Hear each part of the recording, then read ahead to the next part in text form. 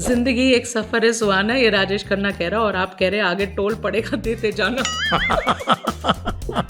आप सड़कें इतनी बनाते हैं सर कि कल मैं एक स्टैंड अप कॉमेडियन को सुन रही थी, वो ये कह रहा था, वो औरतों को नसीहत दे रहा था कि ये जो बाल, आप जब बाल बनाते हैं ना तो मांग मत निकालिए, नहीं तो गडकरी जी को दिखेगा तो वहाँ पे भी सड़क निकालते।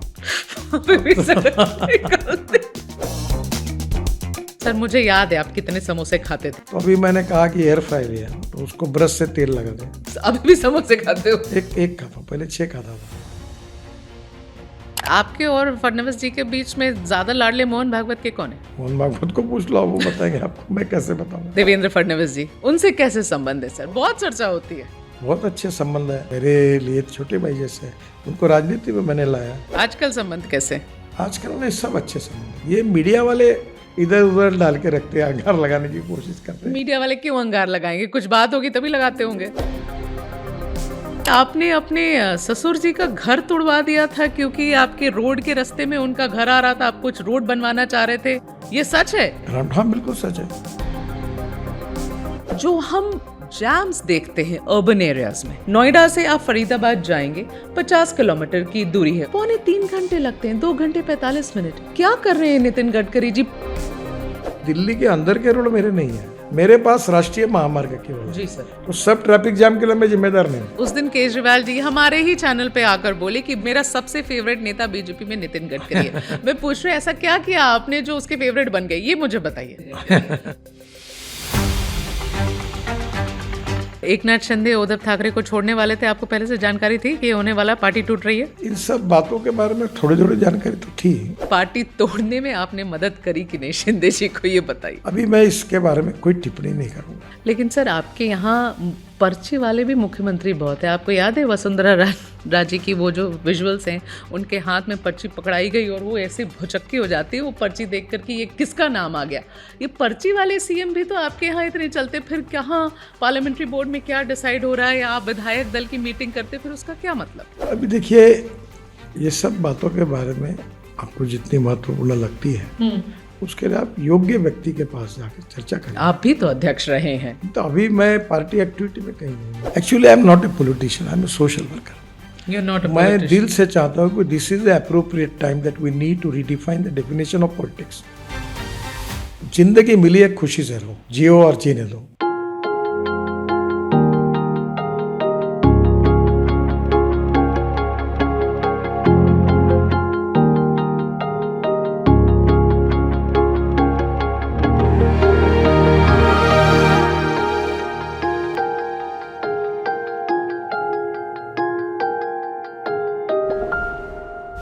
नमस्कार, इनसाइड आउट विद मेघा प्रसाद पे आपका स्वागत है।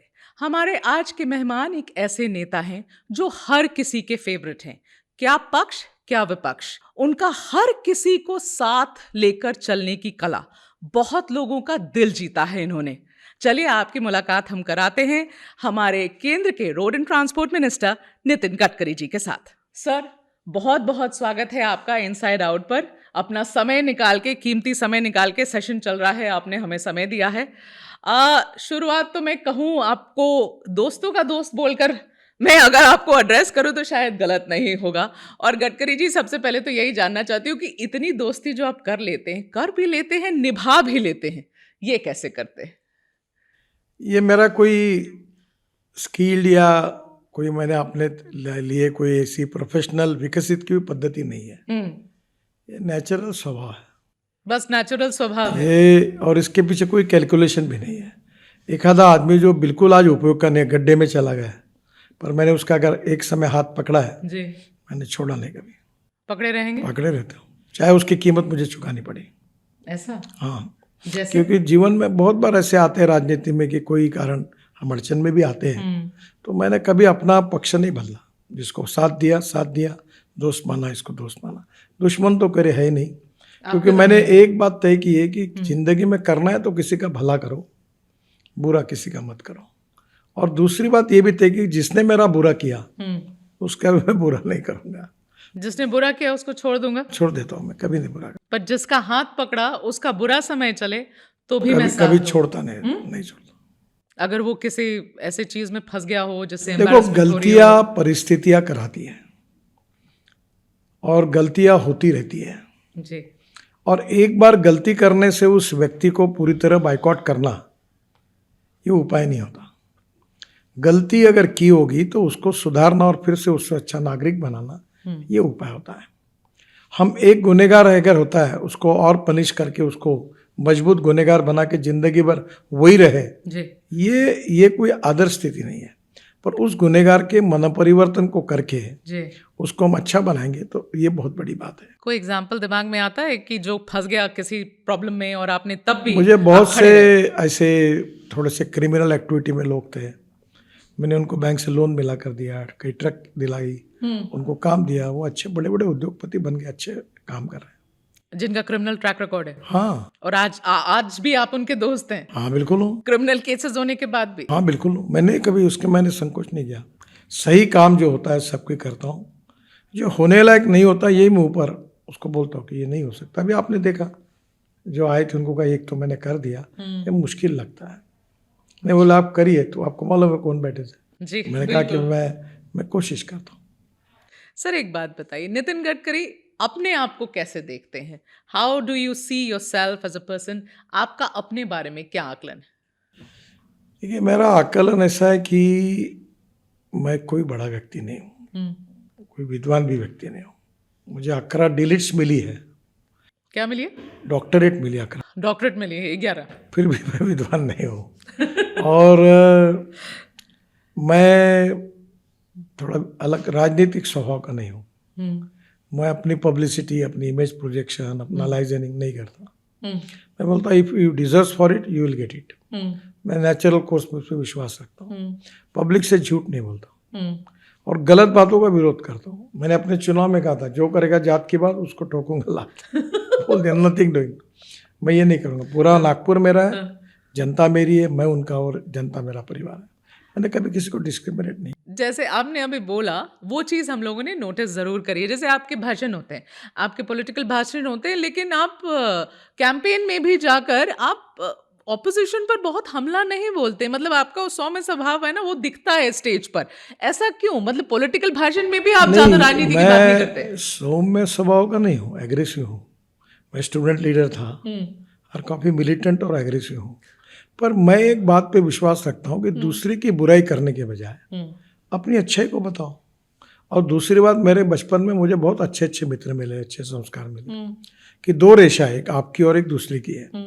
तो आपकी बड़ी करने का पहला मार्ग है दूसरे की पूछने का काम करो या अपनी बड़ी करो। ठीक है। तो मैंने तब से सीखा अपनी बड़ी करो, अपना काम करो।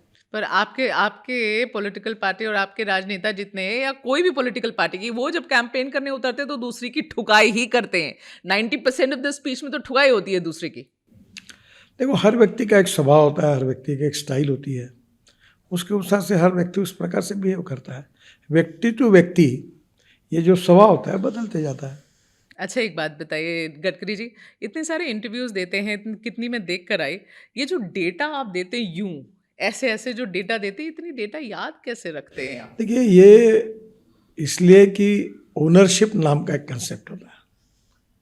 समझाइए। हाँ बिल्कुल। मैं सरकार में अपने काम को अपना खुद का काम है समझ के करता हूँ। ओके। देश के लिए करता हूँ।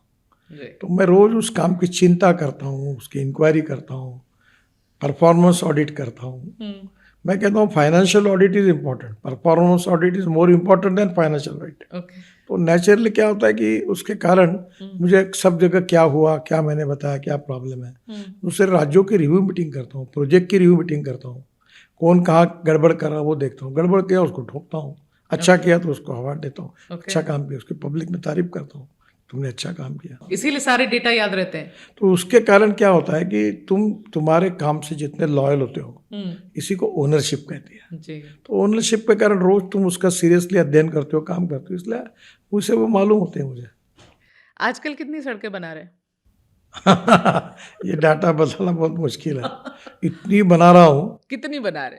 अब क्या बताऊँ आपको, मैं तो 3.5-4 लाख 5 लाख करोड़ के काम हर साल कर रहा हूँ। नहीं, 3.5 लाख 4 लाख करोड़ के काम जो आप कर रहे हैं, करेंटली देश में कितनी सड़क बन रहे हैं, कुछ आइडिया है आपको? 100, 200, 500, 1000 क्या देखो, बन रहे हैं? मैं पिछले 10 साल में 50 लाख करोड़ के काम कर चुका हूँ, जी। और ये 5 साल में मैं कम से कम कोशिश कर रहा हूँ कि 30 से 35 लाख करोड़ के काम करूँ। अभी मैं रोप वे, केबल कार, फेनिकुलर रेलवे में आया हूँ, बस स्टेशंस बना रहा हूँ, बस पोर्ट बना रहा हूँ, जी। फिर मैं पोर्ट लॉजिस्टिक पार्क कुछ बना रहा हूँ, फिर पोर्ट कनेक्टिविटी बना रहा हूँ, तो अलग अलग प्रकार की टनल्स बना रहा हूँ। मैं तो 4.5 लाख की तो टनल ही बना रहा हूँ। तो ये इतने काम है। देखो, मैं आपको एक बताता हूँ, कर्मण्ये वाधिकारस्ते मा फलेषु कदाचन। भाई, कोई काम में मैं अपना फोटो नहीं लगाता, कोई प्रचार नहीं करता है, कोई PR नहीं है, और मैं कहता हूँ करते रहो। और मेरा अनुभव है कि मेरी औकात और हैसियत से ज़्यादा लोगों ने मुझे प्रेम दिया। 4 दिन पहले मैं फ्लाइट में आ रहा था, तो इतने लोगों ने, सबने मुझे फ़ोटो निकाले। बाद में पायलट ने अनाउंस किया और उसने कहा कि हमारे लिए इतना अच्छा काम किया, आप सब लोग तालियां बजाकर उनको आप अभिनंदन करो। सब ने पर तालियां बजाई। तो मुझे कभी कभी इसका संकोच भी होता है, पर मन में खुशी होती है कि मैं जो कुछ काम कर रहा हूँ जनता के लिए, उसको मेरे काम के प्रति प्रेम है, आदर है, सम्मान है, मुझे उससे प्रेरणा मिलती है काम करने की। प्रेरणा मिलती है। आप सड़कें इतनी बनाते हैं सर कि कल मैं एक स्टैंड अप कॉमेडियन को सुन रही थी। वो ये कह रहा था, वो औरतों को नसीहत दे रहा था कि ये जो बाल, आप जब बाल बनाते हैं ना, तो मांग मत निकालिए, नहीं तो गडकरी जी को दिखेगा तो वहां पे भी सड़क निकाल और ये भी मैं आगे भी आपसे पूछूंगी, मगर इतने इतने सारे मीम्स आपके ऊपर बनते हैं, देखे हैं आपने मीम्स? कभी देखता हूँ मैं, जिस अच्छा कहा वो भी ठीक, बुरा कहा वो भी ठीक, खुश हुआ तो भी ठीक, नाराज हुआ तो भी ठीक। मेरा उद्देश्य सेफ है। मुझे एक ने पूछा, तुम इतना काम कर रहे हो, बहुत सोचते होंगे। आप सही बताओ, मैं नहीं सोचता हूँ, मेरे पास कोई इतना प्लानिंग नहीं, मैं इतना इंटेलेक्चुअल भी नहीं हूँ। सोचता हूँ एक ही बात के लिए, आज मैं बोला ना आपको जल्दी करो, क्योंकि 9:30 बजे मुझे मेरा भोजन है। आज रोज रात को क्या खाना, हाँ, इसका मैं सोचता हूँ। रोज रात को क्या, वो सोच लेते हो क्या बिल्कुल, खाना है दिल्ली रोज में रात आज का? बिल्कुल सोचता हूँ क्या जाना है, क्या खाना। तो आज रात में क्या खा रहे हैं? वो तो नहीं बताऊंगा आपको, पर मैं ये खाने पर रात को, देखो, जिंदगी मिली है, खुशी से रहो, खुश रहो, जियो और जीने दो, काम करते रहो, आनंद से रहो। प्रॉब्लम्स आती हैं तो आने दो। देखो, मैं बार बार ये कहता हूँ, there are some people who convert problems into opportunities, there are some people who convert opportunities into the problems. Correct. Problem से डरो मत, स्वीकार करो, लड़ो, जीत जाओगे, आगे जाओ। खाना क्या खाना है रात को, ये कब डिसाइड करते हैं दिन में आप? 4-5 बजे जब मैं सो के उठता तो तय करता हूँ आज क्या करना है, फिर वो उस हिसाब से चलता। तो आप ही शेफ को देते हैं इंस्ट्रक्शंस की? शेफ भी रोज रात को मैं आता हूँ 11 बजे, कल क्या बनाना साहब, आज ही पूछ लेता है वो? शाम को 11 बजे आएगा। हाँ। चारों खड़े रहते हैं, पूछते कल क्या बना, मैं बोलता हूँ ये ऐसा ऐसा ये बना।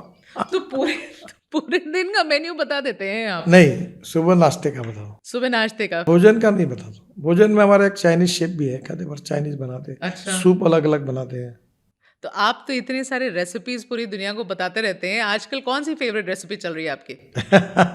बताइए, आजकल क्या रेसिपी बता रहे हैं लोगों आजकल को? मुझे एक बहुत चीज ओट है ना, उसमें टमाटो पेस्ट डालकर, हाँ, उसके एयर फ्राई करके उसके वेपर्स बने हैं। ओट्स को, जो स्टील का बटाटे चिप्स होते हैं ना, वेपर्स, हाँ, वैसे ओट के वेपर्स छोटे छोटे, ओके। टमाटो और काला नमक डाल के, नींबू वगैरह, बढ़िया सुंदर बनते हैं। टमाटो प्यूरी, मतलब टमाटर की प्यूरी डालकर ओट्स को। आजकल क्या होता है कि सोयाबीन की जो केक होती है ना, हाँ, उसमें 49% प्रोटीन है। ठीक है। तो वो सोयाबीन केक को मैं पीछे पड़ा हूँ जमाने अभी तक मेरे को, उसको कैसे ये अच्छे वेपर्स में, टेस्टी वेपर में बना। हाँ। तो ये प्रोटीन हमारे शरीर के लिए बड़ा अच्छा आवश्यक है। नहीं, ये ओट्स में क्या डालते, टमाटर डाल देते हैं? तो हल्दी है, तीखा है, मीठा है, सब डालना, ठीक है। काला नमक डालना, नींबू डालना। हाँ।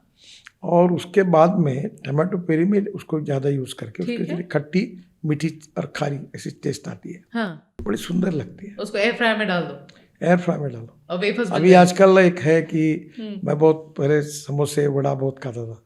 सर मुझे याद है आप कितने समोसे खाते थे, अभी आप वो घर जाओ तो तेल में ये करते थे।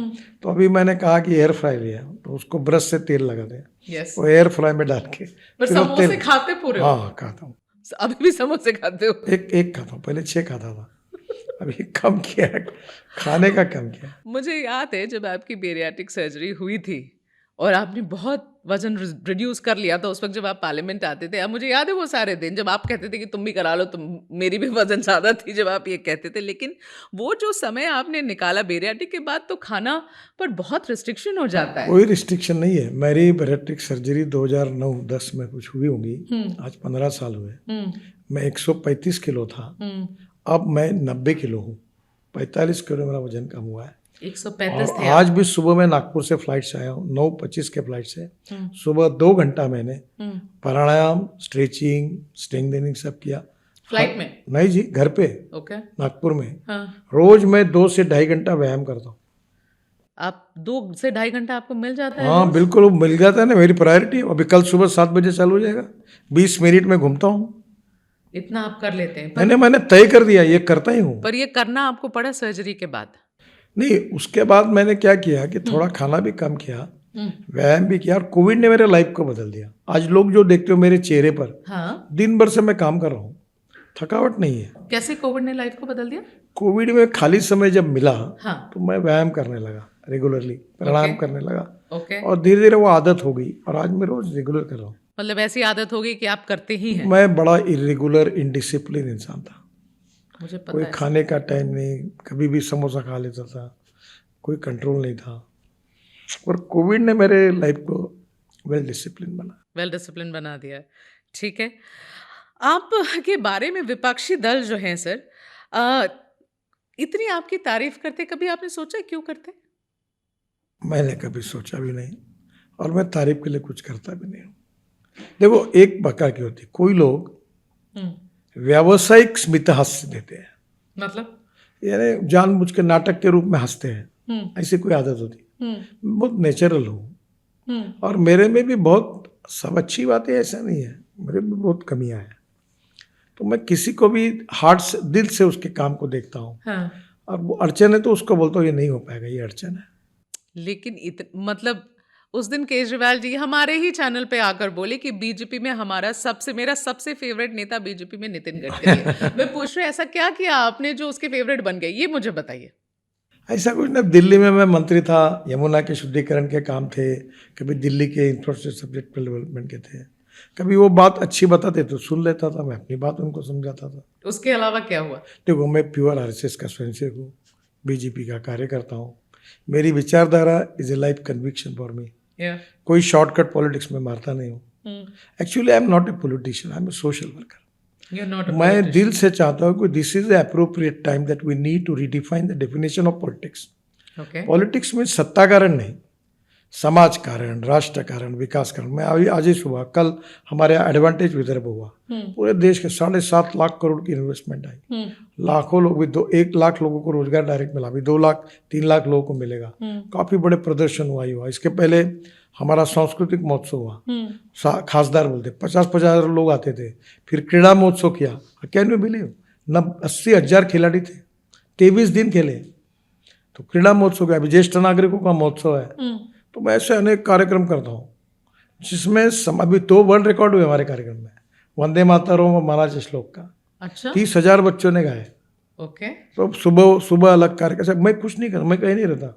हर कार्यक्रम में करने वाली 700, 800, 1000, 2000 लोगों की टीम है, वो करते हैं, मैं कुछ नहीं। बेकार, मेरे को क्रेडिट बेकार के बेकार मिलता है। क्रेडिट आपको बेकार मिलता है, पर सवाल मेरा यह था कि जितना भी, मतलब आप कांग्रेस से पूछो या आम आदमी से पूछो, सबके फेवरेट नितिन गडकरी जी हो जाते हैं। तो ये सवाल ही बनता है कि भाई ऐसे कैसे? बीजेपी के कार्यकर्ता और खासदारों का भी क्या होता है, कभी ऐसा इसका गलत अर्थ निकलता है कि मैं उनके काम को तो अपने को नहीं कहा सकता। सबके प्रति देखो, मुझे अटल बिहारी वाजपेयी जी की बात है, उन्होंने कहा थे कि जब तक तुम चुन कर नहीं आते तब तो पार्टी के हो, चुन कर आने के बाद जब आप मंत्री बनते हो तो आप देश के मंत्री हो, आप पार्टी के मंत्री नहीं हो। जो सही काम है वो सबका करना चाहिए, और जो गलत काम है वो अपने का भी नहीं करना चाहिए। ये सीख तो हमको विपक्ष के लोग जब आते हैं अपना काम लेके, तो नितिन गडकरी जी उतनी ही सिंसियरिटी से उसको देखेंगे जितना बिल्कुल अपने अपने पार्टी के लोगों बिल्कुल के काम को बिल्कुल देखेंगे बिल्कुल देखेंगे वैसा करता हूँ ही। काम एकदम सही। शायद इसी वजह से फेवरेट बने अब आप उनके सबके। आए बराबर काम हो जाते हैं, न होने वाले काम होते हैं, उनको अच्छा लगता है। क्योंकि आजकल क्या हुआ, राजनीति में लोगों के दिल भी छोटे हुए हैं। दूसरे पार्टी के लोग आए तो उनके काम नहीं करना। मैंने ऐसा कभी नहीं किया। ये नहीं किया है। मैंने पब्लिकली कहा लोगों को, हाँ। जो मुझे वोट देंगे उसका भी मैं काम करूंगा और जो नहीं देगा उसका भी काम करूंगा। पर एक बात है, मेरी प्रिंसिपल में जो बैठता है, अगर जातिवाद सांप्रदायिकता मुझे नहीं मानने, मैं नहीं करूंगा। नहीं करेंगे। आप जाति पाति के डेलीगेशन लेके मेरे यहाँ नहीं आना। मैं सबका हूँ और मैं अपने प्रिंसिपल को, अपने कन्विक्शन को, जिस कारण नुकसान भी हो सकता है, तो मैं छोड़ता नहीं कभी। सर एक बात बताओ, कभी आपको ऐसा नहीं लगता है कि इतने सारे विपक्ष के लोग आपकी तारीफ करते रहते हैं, जान के करते हैं कि मतलब देखिए ऐसा है कि मोदी जी को बुरा लग जाए इसलिए नितिन गडकरी जी की तारीफ की जाती है, कभी ऐसा लगा है कि जान कर ये होता है? देखिए, कुछ लोगों का उद्दिष्ट हो सकता है कि वो हर जगह 2 एंकर है, 3 एंकर है, हाँ। तो 2 एंकर के लिए उसको जलाने के लिए बोलेंगे ये बहुत अच्छा है, ये बहुत अच्छा है। ऐसा ये मानवीय स्वभाव होता है। ये होता है कि नहीं? हाँ, ये होता है। होता पर है एक बात मैं आपको बताता हूँ, मैं कोई तारीफ करने वाले के पास जाता नहीं, मैं किसी को कहता नहीं। मैंने तो आपको कहा, जो अच्छा कहेगा उसका भी भला, बुरा कहेगा उसका भी भला। काम करते रहो और चलते रहो। पर ये कहीं लोग ऐसा भी सोचते हैं कि कहीं शायद ये बीजेपी की रणनीति हो कि एक ऐसा आदमी, एक ऐसा चेहरा भी आगे रखो कि कभी ज़रूरत पड़े, आगे नंबर कम हो गए पार्टी के, ज़रूरत पड़े और साथियों को लाने की और अलायंस पार्टनर्स को लाने की, तो ऐसे आदमी का चेहरा आगे करो जो सबको एक्सेप्टेबल है और भाई सरकार के लिए ठीक रहे। इतना कभी पार्टी सोच, देखो आप एक बात बताओ, हर आदमी का व्यक्तित्व, कर्तृत्व और नेतृत्व अलग अलग होता है। हर आदमी की अपनी प्रोफेशनल में उसकी स्ट्रेंथ और वीकनेसेस अलग अलग होती है और हर आदमी को उसका चाल चलन, व्यवहार, चरित्र जो भगवान ने दिया वो अलग अलग होता है। तो ये हर आदमी की अपनी प्लस माइनस होती है। इसमें मैं इतना ही बता सकता हूँ कि आर्टिफिशियल कुछ नहीं है, आर्टिफिशियल कुछ नहीं, अच्छा बुरा जो कुछ है सामने। लेकिन मोदी जी को परेशान करने के लिए, इरिटेट करने के लिए लोग ऐसा करते हैं विपक्षी दल आपका नाम लेकर। नहीं, ऐसा कुछ मुझे कुछ कहना भी नहीं है। मोदी जी इतने बड़े हैं, उनका इतना बड़ा काम है, बहुत छोटा हूँ मैं। अच्छा, उनके और मेरी कोई कंपैरिजन का कोई प्रश्न नहीं उठता। सर आपके अपने पार्टी में सबसे अच्छे संबंध किसके साथ है? सबके साथ है। एक नाम बताइए। सभी के साथ है। एक नाम क्यों बताओ? मैं आपको बोलूँ मेरे बुरे संबंध, मैंने किसी की बुराई करते हुए सुना है क्या? नहीं। अगर मैं किया, हाँ, अगर बुराई करता हूँ तो उसके मुंह पे बोलता हूँ, तुमने गलत करते हुए क्यों कर रहे हो? हाँ, बोलता हूँ। एक तो नाम बता दो जो सबसे अच्छा दोस्त हो आपका। चलिए आपके पार्टी में नहीं, किसी भी पार्टी में बता दीजिए आपसे सभी सबसे मेरे क्लोज दोस्त हैं। देखो, मैं आपको तो एक को बोलूँ तो बाकी पर अन्याय होगा। देखो, पॉलिटिकल डिस्क्रिशन के आधार पर, राजनीतिक फायदे के आधार पर, हाँ। जात, पंथ, धर्म, भाषा, सेक्स के आधार पर मेरे दोस्ती के डिस्क्रिशंस नहीं है। तो मेरे दोस्ती के दोस्त एक बार किसी भी पार्टी का बताइए। नेचुरल कोर्स में दोस्त बन गया। सबसे क्लोज कौन है? कौन सबसे क्लोज कौन है? नहीं, सभी मेरे तो, मैं महाराष्ट्र के असेंबली में था तो एक लेफ्टिस्ट एमएलसी थे, नाम नहीं लेता, मर गए बेचारे। तो मैं जब चुनाव में खड़ा था तो उन्होंने मुझे वोटिंग किया। तो हमारे पार्टी के बेचारे घोर विरोधी थे, ओके, कम्युनिस्ट थे। ओके। तो उन्होंने मुझे कहा कि तुमको वोट देने से मुझे वॉमिटिंग हुआ, इतना मुझे बुरा लगा। तो मैंने कहा क्यों दिया वोट? तुम अगर नहीं देते तो भी चलता, तुमको वॉमिटिंग होता तो उसका मुझे दुख है, तुमने क्यों किया है? ऐसा मैंने उनको कहा था। तो क्या पूछ बोला? मेरी दोस्ती में फर्क नहीं पड़ा कभी। तो जिसने मुझे राजनीतिक जो टीका टिप्पणी की होगी इसके लिए मेरे एक मित्र है, वो मेरे टीचर भी थे, वो राष्ट्रवादी कांग्रेस के अध्यक्ष भी थे। बहुत ही उनका मेरे ऊपर भी प्रेम है, मेरा उनके साथ अच्छे संबंध। एक बार वो पार्टी के प्रमुख बधाई मेरे ऊपर उन्होंने बहुत टीका टिप्पणी की, तो उनके पत्नी ने उनको डांटा कि तुमने ऐसा क्यों बोला। तो उन्होंने मुझे फ़ोन किया कि नितिन, तुम्हारी भाभी मेरे को बहुत डांट रही, तो बोला भाभी को फ़ोन दो।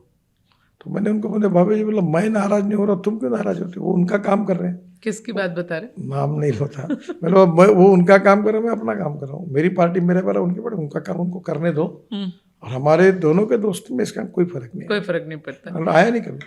ऐसे संबंधों की बात हम कर रहे हैं सर। मैंने कहीं देखा, सुना, पढ़ा मैंने कहीं कि आपने अपने ससुर जी का घर तुड़वा दिया था क्योंकि आपके रोड के रास्ते में उनका घर आ रहा था, आप कुछ रोड बनवाना चाह रहे थे? ऐसे नहीं था, मैं जब मंत्री था हाँ, तो ये रामटेक, सच है? हाँ बिल्कुल सच है। क्या हुआ था? रामटेक करके एक गांव है, हाँ। गांव के अंदर से रोड बनने वाला था। अब लोग झड़ रहे थे, ये भी इनका भी घर आता था, तो ये सोच रहे कि सबका होगा वो अपना होगा। तो फिर एक राधा करके भी बड़ी सेक्रेटरी भी रहे वो, या वो पहली अपॉइंटमेंट उसकी IAS ऑफिसर आई थी, तो मुझे बोली वो कि सर, बोला ये तोड़ दो सब, चुने गिर जाओ। तो देखने लगे, बोला आपको पता है उसमें भाभी जी की, पिताजी का भी? बोला किसका भी हो, एक चुना की रेशा फाड़ दो और तोड़ डालो। और घर में क्या हुआ उसके बाद?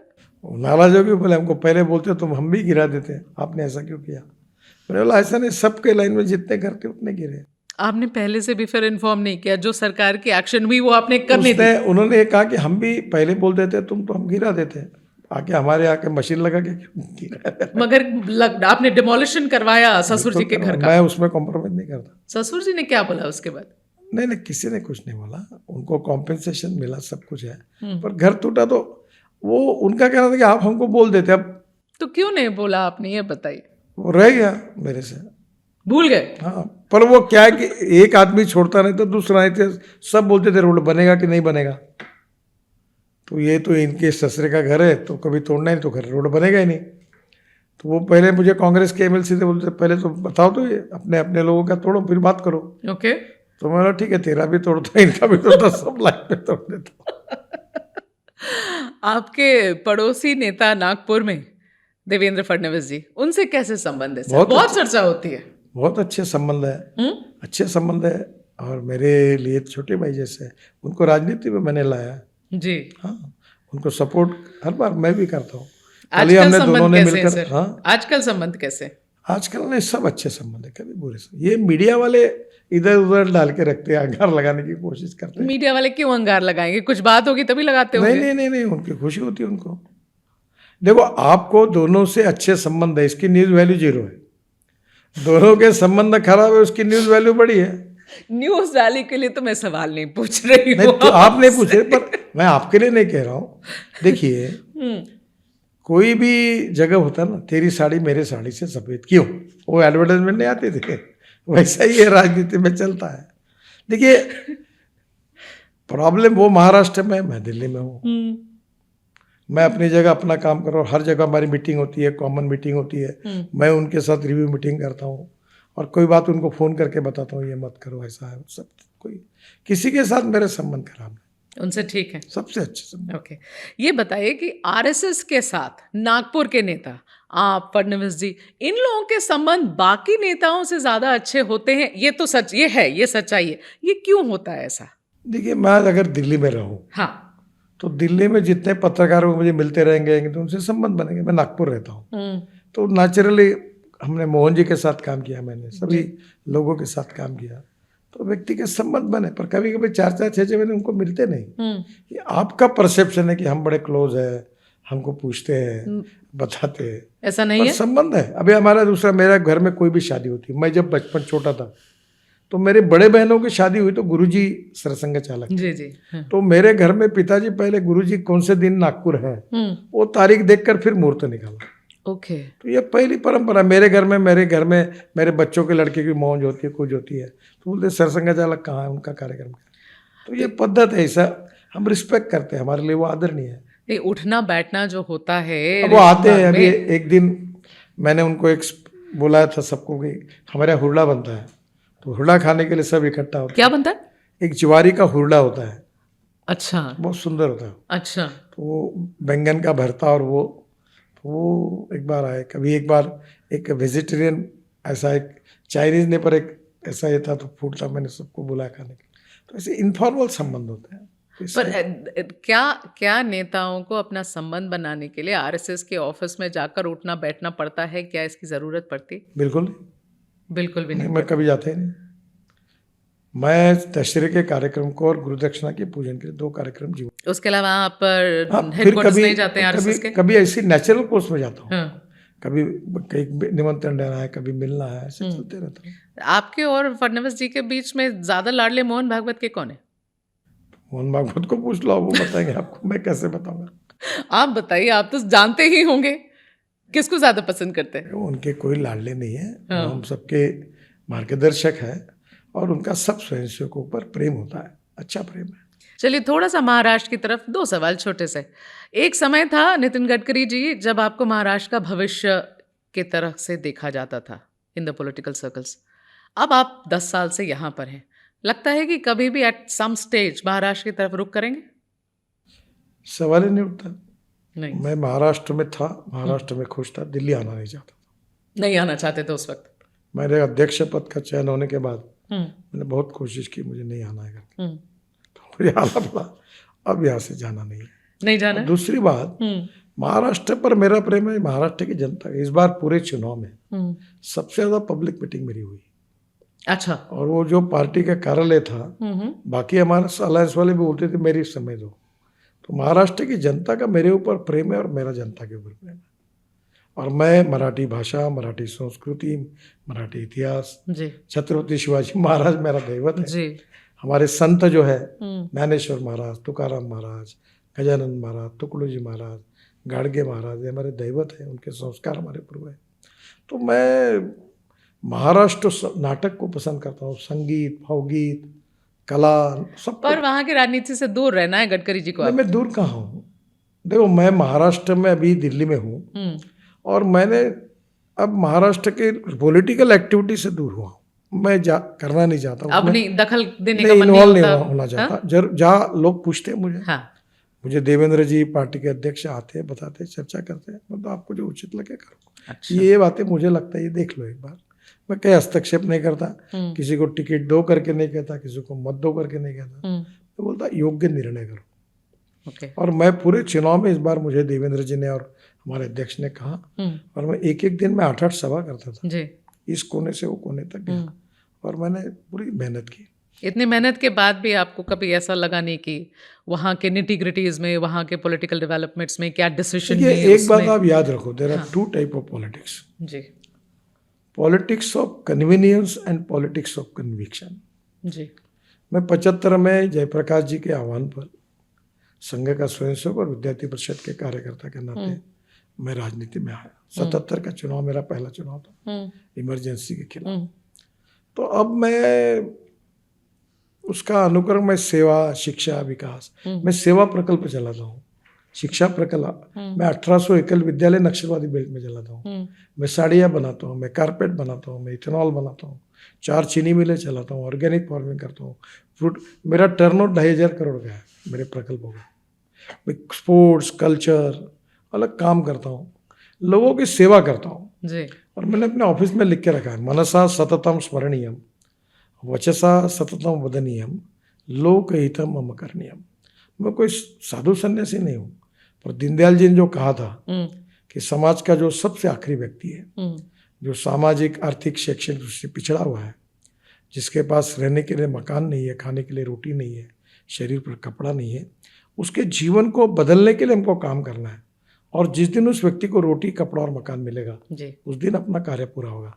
ये समझकर मैं अपने घर परिवार को संभालकर काम करने वाला, संवेदनशील और भावनात्मक रूप से विचारों के साथ कटिबद्धता रखने वाला एक छोटा सामान्य कार्यकर्ता। ये जो सारी चीज़ें आप चलाते हैं, जहाँ साड़ियाँ बन रही हैं या शुगर मिल्स हैं, दीज आर योर्स, ये आपके हैं, these are your private companies ना? ये तो प्रॉब्लम है। क्या है? दिल्ली में लोग कुछ करते नहीं और कोई करता है उसको बिजनेसमैन कहते हैं। मैं सोशल एंटरप्रेन्योर हूँ। ओके। मैं कोई मालिक नहीं हूँ, कोई प्रॉफिट नहीं। मेरा डिपार्टमेंटल स्टोर है, 60 करोड़ का टर्नओवर है जी। मैं चॉकलेट भी फुकट नहीं खाता, वो मेरा नहीं है। 5000 लोग शेयर होल्डर है। अच्छा, हाँ, ठीक है। कोई चीज जो होती है वो अलग अलग। अब क्या होता है, कोऑपरेटिव में पहले काम किया, पर गवर्नमेंट से बहुत तकलीफ होती है, तो अभी कुछ पब्लिक लिमिटेड का बनाया, कुछ चैरिटेबल ट्रस्ट बनाया। वो अभी खासदार सांस्कृतिक महोत्सव ट्रस्ट है, क्रीड़ा महोत्सव ट्रस्ट है जी, एडवांटेज विदर्भ ट्रस्ट है, अभी उसके ट्रस्ट में स्किल यूनिवर्सिटी जी और लॉजिस्टिक यूनिवर्सिटी वर्ल्ड स्टैंडर्ड की ग्लोबल बनाने की बात कल ही हमने रिक्वेस्ट किया और देवेंद्र जी ने मानने की। ओके। तो वहाँ का विकास हो और गरीबों को रोजगार मिले, किसानों की आत्महत्या रुके, आदिवासियों का अच्छी पढ़ाई मिले उनको। मैंने 1 लाख हार्ट के ऑपरेशन किए हैं जी। ये आपने मैंने 1000 लोगों को पैर लगा दिए जी, इनको कान सुनने, हजारों मशीनें लगा दी जी, हाथ पैर लगा दिए। मैं नहीं, अभी मेरे माँ के नाम से एक उद्घाटन होगा 3 महीने में, एक बिल्डिंग बन गई है, उसमें MRI हाँ, जो 12,000 रुपये लगते हैं वो 800 रुपये में मिलेगा। CT स्कैन हाँ। जिसको 6 से 8 600 रुपये में मिलेगा। डायलिसिस 100 रुपये में होगा। डायग्नोस्टिक सेंटर है? डायलिसिस 100 नहीं, ये सारी चीजें जो आप बता रहे हैं तो पूरा डायग्नोस्टिक सेंटर है? हाँ, मतलब बिल्डिंग बन गई पूरी मेरी माँ के नाम से। हाँ, तो डिस्काउंटेड रेट्स पे होंगे? मैं सेवा करता हूँ, और ये सेवा करते समय मैं साधु सन्यासी तपस्वी वगैरह कुछ नहीं हूँ। अपना घर परिवार सब संभाल के पहले उसको प्रायोरिटी देकर फिर अब मैं लोगों की सेवा करता हूँ। महाराष्ट्र की बात हो रही है इसलिए आपको ये पूछ रही हूँ कि क्या आपको इस बात की जानकारी है, ऐसा कुछ चल रहा है? पूछ रही हूँ, आप महाराष्ट्र के नेता हैं। Something called operation tiger. Uddhav Thackeray के जितने मेंबर ऑफ पार्लियामेंट है सबको खींच कर भारतीय जनता पार्टी में ले आने की, क्या बोलेंगे आप? क्या जानकारी है आपको ऐसी सर? कोई मुझे जानकारी नहीं है, कुछ चल भी रहा होगा तो आप बताएंगे मुझे? मुझे पता नहीं। बिल्कुल नहीं पता? अच्छा चलिए, ये बताइए, मैं आपको पिछले 5 मुख्यमंत्रियों का नाम ले देती हूँ सर, आप मुझे बताएं। अभी देवेंद्र फडणवीस हैं, उसके पहले मिस्टर शिंदे थे, उसके पहले उद्धव ठाकरे थे, पृथ्वीराज चौहान थे, इन सब में सबसे बढ़िया मुख्यमंत्री कौन? देखिए, मैं ये डिस्क्रिमिनेट नहीं करना चाहता हूँ। हर व्यक्ति ने अपने समय कुछ अच्छा बुरा काम किया है और कर रहे हैं, और अभी अच्छा ही काम कर रहे हैं। अभी देवेंद्र जी वर्तमान मुख्यमंत्री और बहुत अच्छा काम कर रहे हैं, बाकी लोगों ने भी काम किया। ये 4 में से आपको देवेंद्र जी सबसे अच्छे लग रहे हैं, ऐसा नहीं कह रहे हैं आप? ऐसा मैं क्राइटेरिया करके एक को ये करना नहीं। आपको क्या लगता है कि आप नाम लेंगे तो बाकी लोग नाराज हो जाएंगे? ऐसा नहीं है। आखिर कैसा है कि मेरे जैसे व्यक्ति ने सबकी अच्छाई जो है वो लोगों के सामने स्वीकारनी चाहिए। आपको पता था जब एकनाथ शिंदे उद्धव ठाकरे को छोड़ने वाले थे, आपको पहले से जानकारी थी कि होने वाला पार्टी टूट रही है? इन सब बातों के बारे में थोड़ी थोड़ी जानकारी तो थी, थी। मैं इसमें कुछ अपने कमेंट्स नहीं करता। आपने क्या इसमें कोई रोल अदा किया? महाराष्ट्र के नेता हैं आप। देखो, पार्टी में हमने क्या बोला और क्या किया, ये इंटरव्यू के विषय में बोलना ये पार्टी के डिसिप्लिन में नहीं बैठता। पार्टी तोड़ने में आपने मदद करी कि नहीं शिंदे जी को, ये बताइए। अभी मैं इसके बारे में कोई टिप्पणी नहीं करूँगा। अच्छा, ये बताइए कि शिंदे जी इतने इमोशनल जैसे नेता हैं ना, एक इमोशन में पार्टी तोड़ दी, उसके बाद सीएम नहीं बनने का मलाल है। आजकल देखते हैं जब तब नाराज होके घूमते रहते हैं, वो कोप भवन बना लिया सतारा को, जहां नाराज होते सतारा चले जाते। आप जैसा आज मेरा इंटरव्यू कर रही है, एक बार उनसे भी कराइए और पूछ लीजिए सब सवाल उनको। पर इतनी जो भावुकता है, आपको लगता है कि राजनीति में ये ठीक है? देखिए, किसी भी सहयोगी के बारे में, चाहे वो पार्टी का हो या मित्र पार्टी का हो, उसके बारे में कोई पब्लिक कमेंट्स नहीं करना। अच्छी कमेंट्स है तो करते रहना चाहिए। अरे पर हर बात पे नाराज जब मुझे एकनाथ शिंदे जी व्यक्तिगत मिलते हैं, हाँ, तो मैं उनसे खुली बात करता हूँ। क्या कहते हैं आप उनको? वो आपको कैसे कहूँगा। सीएम जब नहीं बने और आपको मिले तो कुछ ऐसा व्यक्त किया आपके सामने कि दुख है इस बात का कि सीएम नहीं बने? मैं देखिए, उनके और मेरे बीच में जो मुलाकात होती है उसका वो व्यक्तिगत होती है, प्राइवेट होती है। पर इतने इमोशनल, हर बात पे नाराजगी, मुझे नहीं लगता, पर आपको लगता है तो आप उनका इंटरव्यू ले लो ना एक बार। नहीं ही बोलेंगे गडकरी जी आप?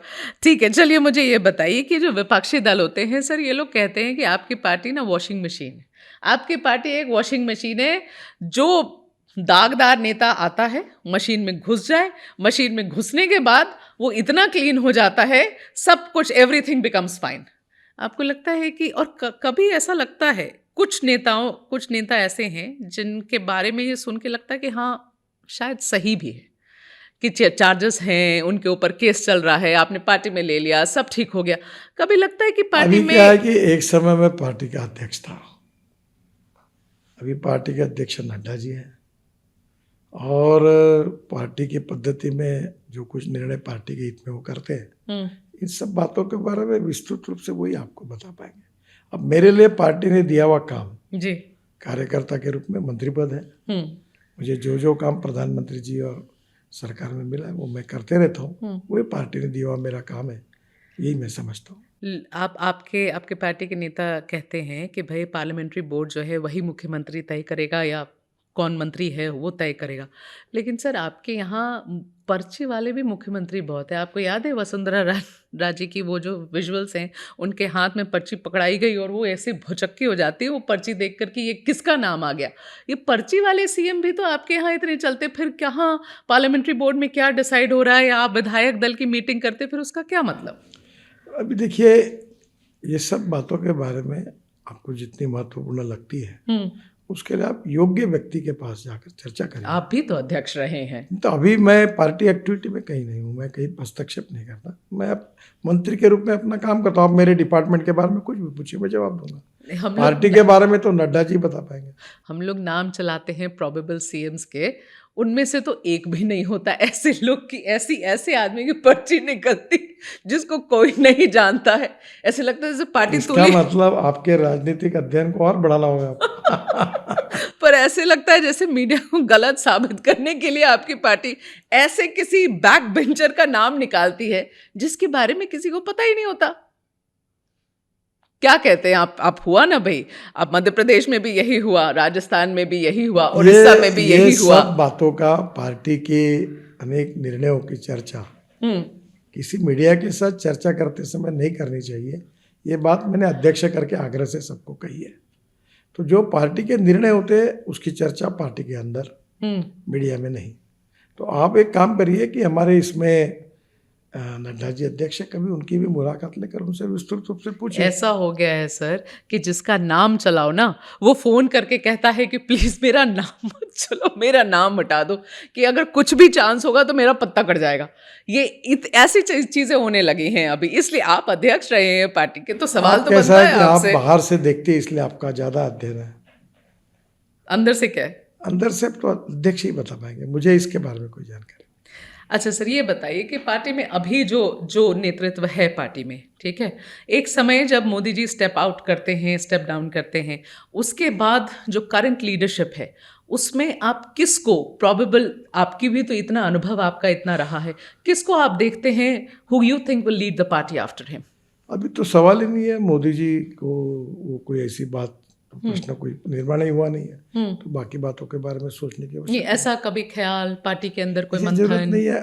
जब कभी ऐसी बात प्रत्यक्ष आती है तब पार्टी अपना निर्णय करेगी। ठीक है। एक ऐसी इंटरेस्टिंग सी बात है सर, आप लोग की सरकार जो है वो एक हमेशा इस एंथम के साथ चली, आपकी पुरानी सरकार भी की, पॉपुलेशन की बात कर रही हूँ, हम दो हमारे दो, हमेशा हम इस पे चले, हम दो हमारे दो। आजकल हमारे, आपने देखा है जितने संत साधु हैं, और कुंभ में तो और भी, ये सब ने बयान देना चालू किया है कि ज़्यादा बच्चे पैदा करो, ज़्यादा बच्चे पैदा करो। आप सर, ऑल ऑफ यू, आप लोग राजनेता हैं या पॉलिटिशियंस, आप लोग मंत्री हैं, ये सारे बयानों को कैसे देखते? We are the most populated country in this world. देखिए, पहली बात तो ऐसे कि चाइना ने भी अपनी पॉपुलेशन अब कम की है जी। आने वाले समय में देश के विकास में अपनी एक मर्यादा है। तो इसलिए जात, पंथ, धर्म, भाषा और सेक्स से ऊपर उठकर जी हमें सभी लोगों को ये सोचना होगा कि हमारी लोक संख्या को नियंत्रित करना होगा जी। इसका निर्णय हम स्पॉन्टेनियस लें, और मुझे लगता है करना पड़ेगा पॉपुलेशन को। हाँ, नहीं तो अब इसीलिए तो हम दो हमारे दो जो परिवार नियोजन की बात हुई, और इसलिए इसके बारे में समाज में स्फूर्त रूप से जो लोग हैं उन्होंने अपने हित में, समाज के हित में और देश के हित में जी उचित सोच कर निर्णय करना चाहिए। तो सर, मोहन भागवत जी भी कह रहे थे उस दिन, उन्होंने भी अपनी स्पीच में कहा कि ज्यादा बच्चे पैदा करो। तो देखिए, दो इसके अलग अलग आयाम है जी। हमारे देश में ये सच्चाई है कि धर्म के आधार पर बहुत सी चीजें प्रभावित होती है जी, और हम सर्वधर्म समभाव को मानते हैं, और ये सेकुलर शब्द का सही अर्थ है। पर कभी कभी हमारे देश की जो भारतीय संस्कृति, इतिहास और विरासत है, इसका संबंध हिंदू संस्कृति और विरासत से जुड़ा हुआ ठीक है। तो मोहन जी ने अपना, उसके बारे में अपनी राय बताई। आप सहमत नहीं है? नहीं, उनकी राय है, उनके राय के ऊपर सहमत न सहमत होने नहीं, क्योंकि मोहन जी भी कहेंगे, इतने संत साधु भी कहेंगे, तो फिर सरकार बदल दे अपना, ना 4 बच्चे ही सही, 4 बच्चे अच्छे। अभी देखिए, कौन क्या कह रहा है, हाँ, इसके बजाय देश के हित में, समाज के हित में हमारे सभी लोगों ने, सभी जात पंथ भाषा वालों ने जी इस बात को स्वीकार करना चाहिए। चाइना ने भी स्वीकार किया है जी कि अगर देश की आर्थिक प्रगति को अगर हमको ठीक प्रकार से गरीबी, भूखमरी, बेरोजगारी कम करनी जी तो हर अपनी एक मर्यादा होती है। जैसे रूम में आप, जी इस रूम में खूब होके 40 लोग 50 लोग आएंगे, जी 1000 लोग तो नहीं घुस सकते ना। नहीं घुस सकते ना ये सर। जो समस्या है इसका आर्थिक आधार पर विचार होना चाहिए, हाँ पर उसके साथ उसके राष्ट्रीय आयाम भी है। तो ये सब बातों का विचार करके समाज ही अपने आप में अगर निर्णय करता है हाँ, तो ज़्यादा अच्छा होता है। पर हमें पॉपुलेशन कंट्रोल तो करना चाहिए। इस बात पे तो आप सबने मिलकर इस विषय पर सोचकर इसके बारे में सोचना चाहिए, वो देश के हित में होगा, ऐसा मेरा मत है। गडकरी जी, मैंने सुना कि आप कुछ दिन में कुछ फार्मर्स को स्पेन ले जा रहे हैं, ये बताने के लिए कि टमाटर की खेती कैसे होनी चाहिए। सही है? क्या प्रोजेक्ट है ये? नहीं, प्रोजेक्ट मैं नागपुर से हाँ। हूँ। नागपुर ऑरेंजेस, ये देश में नहीं वर्ल्ड में प्रसिद्ध, नागपुर को ऑरेंज सिटी कहते हैं। हाँ हमारे एरिया में ऑरेंज का पर एकड़ उत्पादन 12 से 15 टन है जी। और स्पेन में 30 टन है। हमारे ऑरेंज की क्वालिटी और उनकी क्वालिटी में फर्क है। हमारे इसमें थोड़ा खट्टापन, कड़वट यानी बिटरनेस है, तो हम उनकी जो कलमे है टैंगो करके वगैरह अच्छी है। ऑरेंज तो कुछ ऑरेंज हाँ। में तो उसको टैंजरीन हमारी जो है। हाँ टैंगो टैंगो हाँ नाम है। ओके। उसको नागपुरी ऑरेंज को जोड़कर कोई अच्छी जात हो सकती है, इसके प्रयोग किए गए। अच्छा। तो वो हमारी नस्ल को सुधारने के लिए है। हाँ हम उसके लिए क्या कर सकते हो देखेंगे, फिर हमारे अधिकारी और हमारे फार्मर्स निर्णय करेंगे। तो आप उनकी ऑरेंज के नर्सरीज लिए भी ले है। जा रहे हैं, टमाटर के लिए नहीं ले जा रहे हैं? ऑरेंज के लिए। ऑरेंज के लिए ले जा रहे हैं। अच्छा ओके सर, 2 सवाल आपकी पॉलिसी पे पूछना चाहती हूँ और जनता का सवाल है। फॉर एग्जाम्पल, आप 10 साल से मंत्री रहे हैं। जो हम जैम्स देखते हैं अर्बन एरियाज में, दिल्ली हो, मुंबई के तो लेजेंडरी जैम्स हैं, वेस्टर्न एक्सप्रेस हाईवे और ईस्टर्न एक्सप्रेस हाईवे के। यहाँ पर भी दिल्ली में सर, नोएडा से आप फरीदाबाद जाएंगे 50 किलोमीटर की दूरी है, उससे ज़्यादा की नहीं है, 2.25 घंटे लगते हैं, 2 घंटे 45 मिनट। क्या कर रहे हैं नितिन गडकरी जी? पॉलिसी लेवल पे क्या कर रहे हैं? अब ये जवाब लोगों के लिए, परेशान जो जैम में देखिए, फंसते पहली होंगे। बात तो ऐसी है कि मैं केवल राष्ट्रीय महामार्ग का मंत्री हूँ।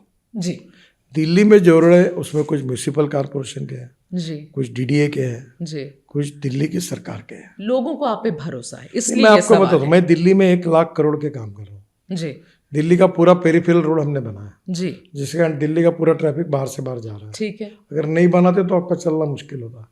अभी द्वारका एक्सप्रेस हाईवे बनाया, जी हम लोग अभी जेवर एयरपोर्ट का रोड बना रहे, जी UR2 हमने बनाया, जी हमने कालीन कुंज का रोड बनाया, जी दिल्ली देहरादून बनाया, दिल्ली कटरा बनाया, ठीक है। अनेक रोड बनाए। तो दिल्ली में हमने 65,000 करोड़ के काम कर रहे हैं। 35,000 करोड़ के पूरे हुए, 30,000 करोड़ काम दिसंबर तक पूरे होंगे। हाँ और 35,000 करोड़ का हम नए जाहिर करें किए। हाँ। फिर उसके बाद बेंगलोर में हम रिंग रोड बना रहे हैं, तो बेंगलोर का काफी प्रॉब्लम। एक तो बैंगलोर का हाँ, ये पर बैंगलोर का रिंग रोड। हाँ, एक बोलो मिनट बोलो सर। सुनिए। हाँ फिर मैसूर बेंगलोर हमने बना दिया जी सर, 4 घंटे का, 1 घंटे का। वो बहुत अच्छा अभी हो गया है। चेन्नई बेंगलोर अभी दिसंबर में इसी साल चालू हो जाएगा, जी। तो वो जो 4, 4.5, 5 घंटे वो 2 घंटे में हो जाएगा। Mysore to Bangalore to Chennai Bangalore to Chennai आप 2 2 घंटे घंटे। में। हाँ, ये कब शुरू हो रहा है ये रोड? दिसंबर के पहले। इस दिसंबर। हाँ, दिल्ली से देहरादून 2 घंटे में। सर दिल्ली तो देहरादून कब शुरू हो रहा है? अभी 3-4 महीने में वो शुरू हो जाएगा। बैंगलोर सिटी की ट्रैफिक के लिए क्या करें? बेंगलोर को रिंग रोड बना रहे हैं 17,000 करोड़ का। ये कब तक तैयार होगा एक सर? बात सच करो हाँ। कि दिल्ली के अंदर के रोड मेरे नहीं है, शहर के अंदर के रोड म्यूनिसिपल कॉर्पोरेशन के हैं, जी डीडीए के हैं, जी दिल्ली की राज्य सरकार के हाँ। हैं। मेरे पास राष्ट्रीय महामार्ग केवल है, जी सर, तो सब ट्रैफिक जाम के लिए मैं जिम्मेदार नहीं हूँ।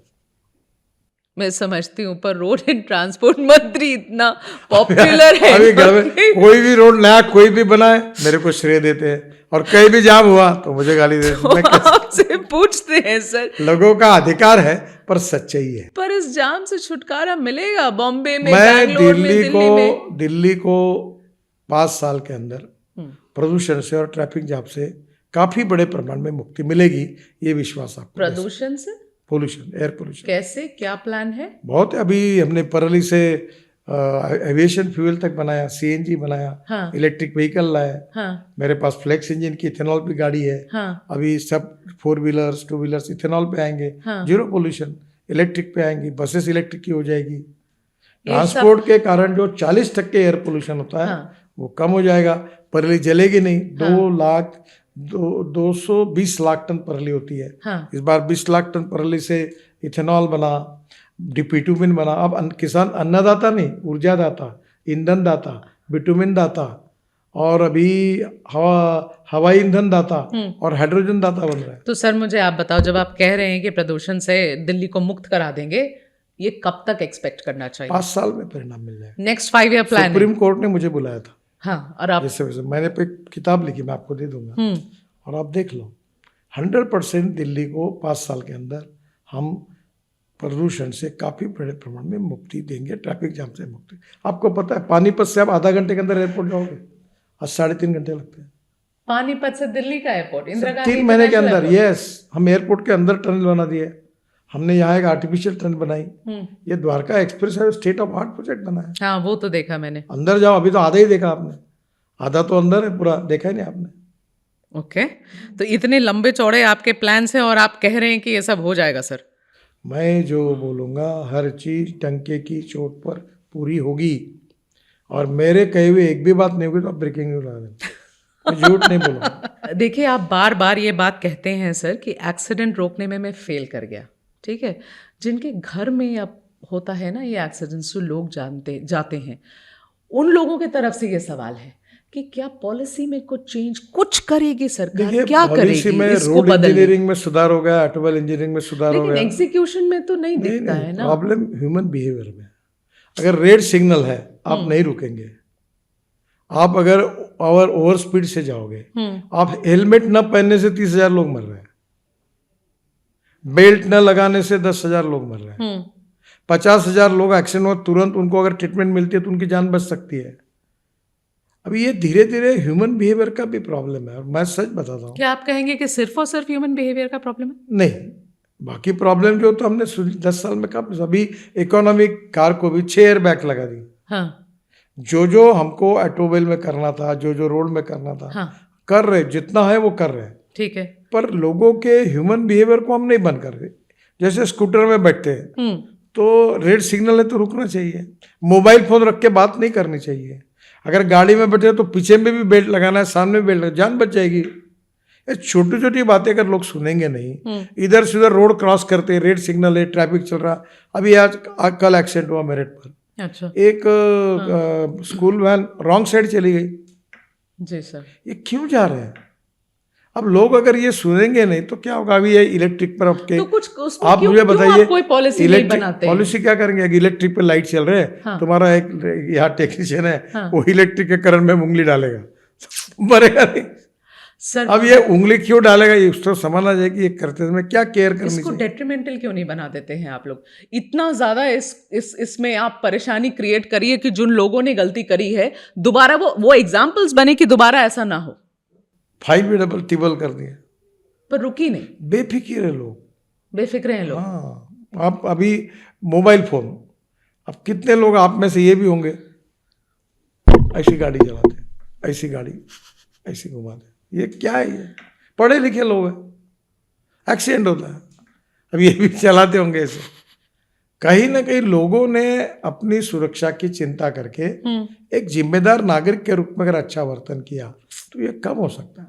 और मैं दुखी हूँ कि मैं इसको बदल नहीं पाया। इसलिए अमिताभ बच्चन मदद कर रहे हैं, सभी फिल्म स्टार मदद कर रहे हैं, काफी बड़े बड़े कार्यक्रम कर रहे हैं। पंकज त्रिपाठी है, जा रहे एम्बेसडर बने, क्रिकेटियर आ रहे हैं, उनकी मदद ले रहे हैं, स्कूलों में कार्यक्रम कर रहे हैं, मीडिया में कार्यक्रम कर रहे हैं।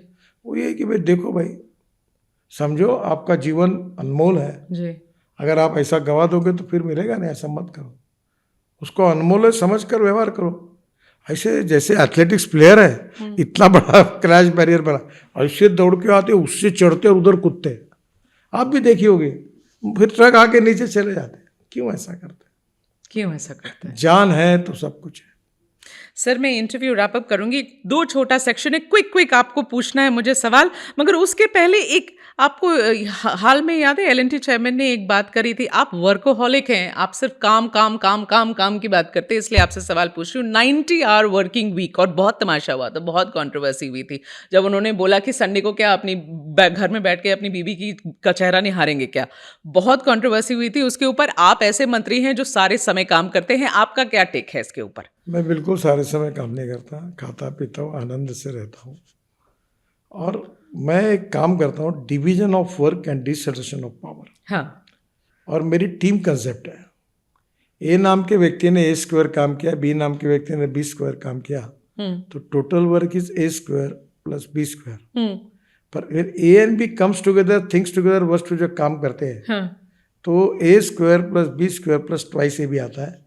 This is a result of collective team spirit. और दूसरी बात, मैं थोड़ी काम करता हूँ सब, हमारे इंजीनियर्स कॉन्ट्रैक्टर्स रात दिन काम करते हैं।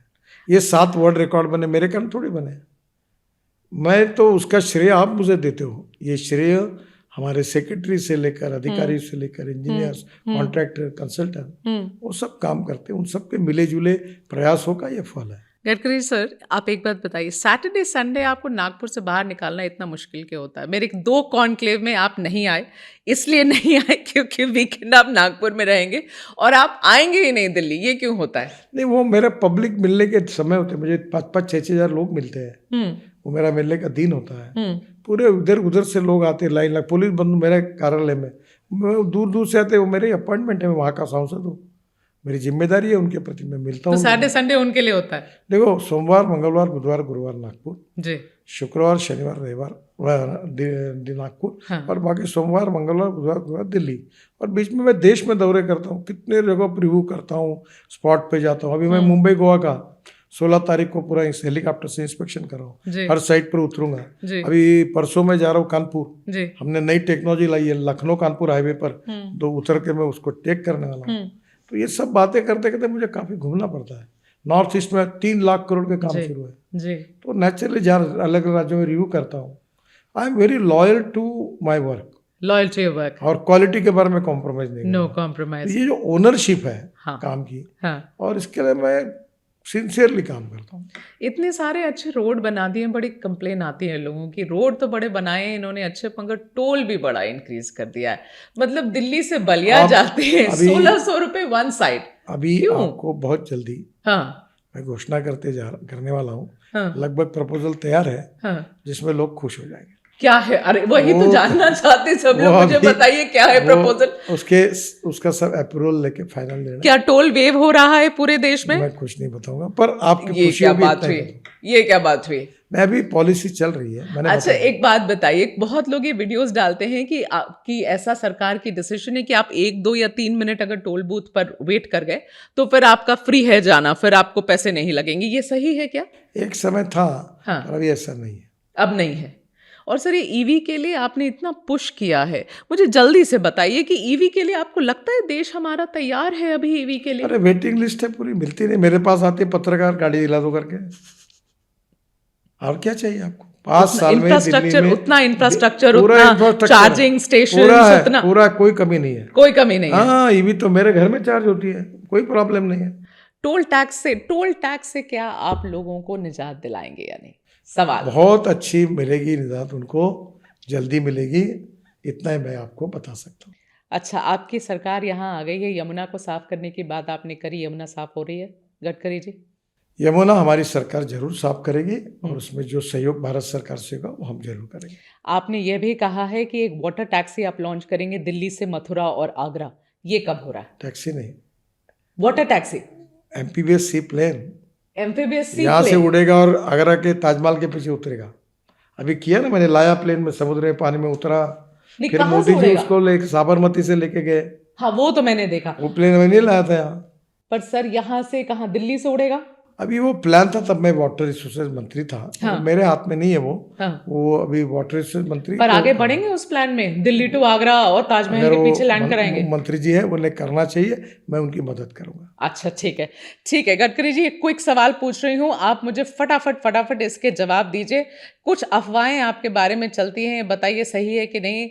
आपके डॉक्टर ने आपको ऑयली खाने से दूर रहने को कहा है, लेकिन छुप छुप के गडकरी जी पकौड़े खाते हैं, ये क्या है, सही है या गलत है? थोड़े बहुत खाते रहता हूँ, समोसे भी खाते, पकौड़े भी खाते हैं? थोड़ा थोड़ा खाता हूँ, अभी क्वांटिटी बहुत कम है।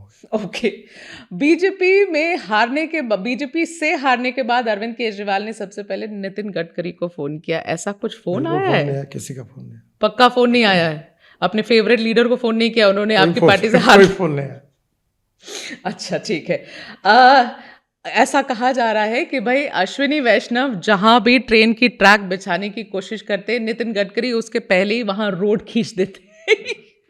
नहीं, वो ट्रैक उनके अलग है, हमारे रोड अलग है। हाँ। ना ट्रैक पर रोड बन सकते ना रोड पर ट्रैक बन सकता है, दोनों अलग अलग है। अलग अलग चीजें, पर उनके प्लान्स चोरी तो नहीं कर रहे हैं आप लोग? बिल्कुल नहीं। अच्छा सर, ऐसा कहा जाता है, थोड़ा सा हल्का सी ऐसी, आप जवाब ना देना चाहें तो ना दें, लेकिन लोग सोशल मीडिया पे ये कहते हैं कि आपके संबंध अमित शाह जी से बड़े अच्छे नहीं हैं। जब आप अध्यक्ष थे और वो लोग ये इंसिडेंट को कोट करते हैं कि आपसे मिलने आए थे, आपने समय नहीं दिया था उनको, इज दैट ट्रू? बिल्कुल गलत है। गलत है। जब मैं अध्यक्ष था तो बिल्कुल उनके पीछे खड़ा था। उस समय उनके ऊपर कार्रवाई थी, जेल में गया था, और वो अच्छे काम कर रहे हैं, मेरे उनके अच्छे संबंध है, बातचीत होती है। ठीक है। वो गृह मंत्री है जी, कोई मेरे मन में उनके प्रति कोई नाराजगी नहीं। ऐसी चीज नहीं है। ठीक है सर, रैपिड फायर बता दें, Narendra Modi, Atal Bihari Vajpayee, best prime minister for you? दोनों भी है। एक बताएं। दोनों। Okay. Better chief minister, Eknath Shinde, Devendra Fadnavis? देखिए, मैं इसमें दोनों मेरे लिए मेरे सहयोगी है, ऐसे कोई डिस्क्रिमिनेशन करना उचित। सर, नाम आप एक लेंगे ही नहीं, पूरे इंटरव्यू में एक नाम नहीं लिया है। मैंने कितनी कोशिश करी है। दिल्ली या नागपुर, बेटर सिटी? नागपुर। छोले भटूरे, लस्सी या पोहा और ऑरेंज जूस? तरी पोहा और ऑरेंज जूस? नहीं, ऑरेंज जूस तो मुझे अच्छा लगता है। दिल्ली में केवल आलू पराठा और पनीर, यही सब जगह होता है। मुंबई जन्नत है खाने के लिए। मुंबई जन्नत जैसा खाना कहीं नहीं मिलता। मुंबई जैसा खाना कहीं दिल्ली में भी नहीं, नागपुर में भी नहीं। नागपुर भी अच्छा है, पर मुंबई हमारी खाने का कैपिटल है। अच्छा, लोग तो बिल्कुल ऑपोजिट कहते हैं। Better opposition face, Rahul Gandhi, Akhilesh Yadav? सभी अच्छे हैं। अरे सर, अब इस ऑपोजिशन में तो नाम ले लो आप। नहीं, मैं ऐसा डिस्क्रिमिनेशन की बातें कभी करते ही नहीं कोई।